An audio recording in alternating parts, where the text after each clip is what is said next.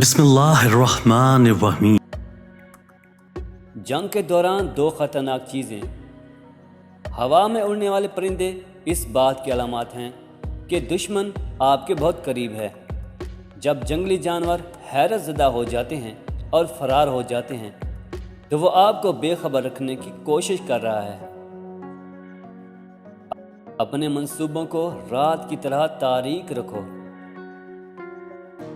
لہٰذا اچھا جنگجو وہ ہے جو اپنے فیصلے میں جلد بازی کرے گا۔ جو پہاڑوں اور جنگلات سے واقف نہیں ہے وہ آگے نہیں بڑھ سکتا۔ جو شخص مقامی بندے کو ملازمت پر نہیں رکھتا وہ فائدہ نہیں اٹھا سکتا۔ دشمنوں کی فوج پر قبضہ کرنا اس کو تباہ کرنے سے بہتر ہے۔